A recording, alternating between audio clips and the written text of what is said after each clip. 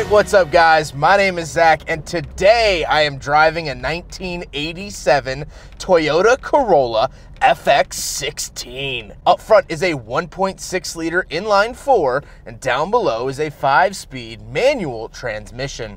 Now I am super excited to be driving this here FX16 for a couple of reasons, but mainly the fact that I had never heard of the FX16. I didn't know what it was. I thought maybe it was a Canadian trim level that us Yankees never got. Well, it's actually quite the opposite, and I'm excited to share all of that with you today. But before we get on to anything else, I have a website, ZackPradle.com, where you can buy stickers and other merchandise when it becomes available. You could also submit your own vehicle to be reviewed by me through a quick and easy submission form, and you get a video of your car just like this one. And you could read my behind-the-scenes blog to see what I'm filming before it comes out on the channel. But let's get back to that 1.6 liter under the hood. Well, you might have heard of it before. It's the 4AGE. That's right, it's the infamous Toyota engine from the MR2 and AE86 Corolla. Now, in this car, it pumps out about 108 horsepower, which is 4 horsepower less than what you would find in the MR2, but this is by far the lightest car that the 4AGE was put in the United States. So you do have a little bit of a weight benefit. It's a twin cam 4-valve per cylinder engine and will rev out to 7,500 RPM. This thing is a little pocket rocket. Helping out that idea is the 5-speed manual transmission. Now you could option this with a 4-speed automatic, but the 5-speed manual is where it's at because it's actually not just a standard Corolla transmission. They gave it closer ratios to give it a little bit more punch, a little bit more fun. And I really love the driving experience we'll talk about in a second. But last but not least, about the drivetrain itself, it's actually front-wheel drive. And the reason I say that so quizzically is that Toyota actually made 2 Corollas side by side, rear-wheel drive and front-wheel drive. Now this is obviously front-wheel drive, but they were still making a rear-wheel drive Corolla at the time. So how does it drive? Well, this thing is scrappy. For a car with over 300,000 miles on it, it has no fear touching that 7,500 RPM red line. It loves it. It actually begs you to hit that red line at any time possible.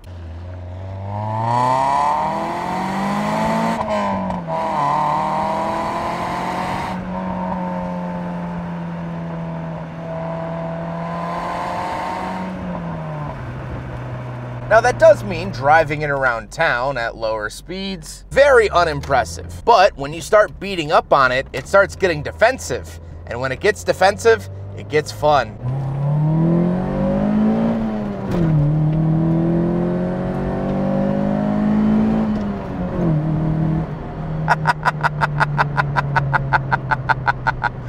Oh boy, is that fun.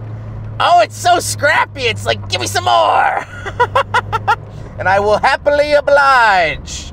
Oh God, it is very fun. With the driving dynamics out of the way, let's talk about the interior. Well, in front of me, I have a bunch of very plain gauges. Off to the left, I have some warning lights and my coolant temperature. In the center, I get my tachometer and speedometer. I love that the tachometer has this red danger zone down below. I love it. Kenny Loggins immediately starts playing in my mind whenever I get close to it, and that is always a good feeling. And off to the right, I have more warning lights as well as my fuel level. The steering wheel doesn't have anything on it, very plain and simple. Very Toyota. Off to the left, I have my gauge dimmer switch. And moving on to the door, I have manual windows and manual mirrors to help keep that weight down, as well as this was designed as a sporty car, not necessarily a luxurious one. Moving into the center, I have what would be a digital clock in a nicer version, but this is just a filled-in hole. Then I have 2 climate control vents and the air conditioning and heating options. I love this AC and Econ button, pulled directly from the MR2, and I just love that chunky plastic nostalgia. Something you don't really see anymore is colored plastic in climate controls. Then I have the area where a radio would theoretically go, however, this one has had it removed. And then I have some cubby space and the shifter. The shifter is pretty tall because it's actually mounted way down on the floor, but it is the very typical Toyota shift knob, and I really like it. The shifter feels great, the clutch feels great, the driving feel is just really, really superb. Then I have a handbrake, and we will do a big friggin' bottle test. However, because this is an 80s car, 80s cars didn't really have cup holders. Nothing has ever passed the big friggin' bottle test older than 1995. So, unfortunately, the FX16 fails the big friggin' bottle test. The seats are nice and comfortable. They do have these nice high bolsters on the sides. They feel sporty. They feel very MR2-esque, and I really, really enjoy them. However, speaking of seats, we do have back seats, so let's go do a backseat review. All right, so we're in the back of the 1987 Toyota Corolla FX16, and I like it back here, honestly, which I was very surprised at. Knee room is actually good, and this is a normal seating position. Headroom, a little cramped, but I'm back here. I'm 5'11", I'm not a small guy, and I'm actually sitting back here, which everyone at home and abroad never thought was possible, but here we are today. I only get lap belts for the seats back here, very, very typical of the 80s. A lot of 80s vehicles only had lap belts in the back. Other than that, I don't really have any amenities back here. I do get some storage on either side, but other than that, nothing really to report. Let's go hop around the very back. We'll take a quick look at the trunk and cargo space, and then we'll talk about the looks. All right, so we're on the back of the FX16 Corolla. Little keyhole here. Now, the owner, Phil, is actually on a cross-country journey right now, but as you can see, plenty of space for all of his luggage.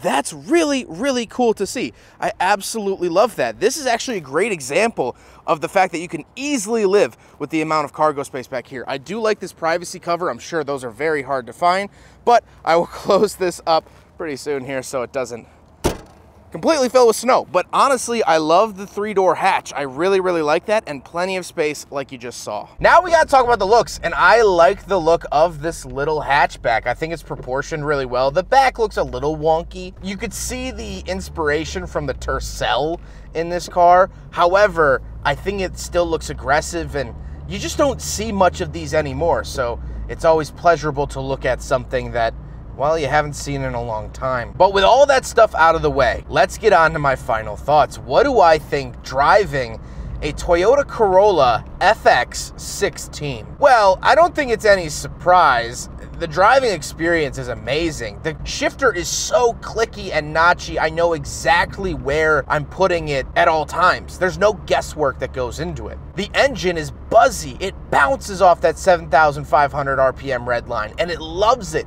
It thanks you for it and asks you for another round. And the biggest thing is that this car gives me confidence. When I'm driving it, I know what it's going to do. I know how it's going to react. Even after driving it for such a short time, I feel like we're old friends, we're old colleagues. And that's what I love about any Toyota from the 80s. I always say in my old Toyota reviews, when you were a kid and you closed your eyes and you used your water bottle as a shifter and you kicked the cat as the clutch pedal and you were pretending to be driving a manual car before you ever had your license, you probably pictured an experience very close to this. And that is super cool. But I do want to talk more about the history of this car. Well, first of all, the name FX16, which the FX was the hatchback version of the Corolla, 16 for the 1.6 liter, it kind of works. But this car is so freaking good. And being an American in the American market, oftentimes we did not get the good cars. So like me, you're probably thinking, oh,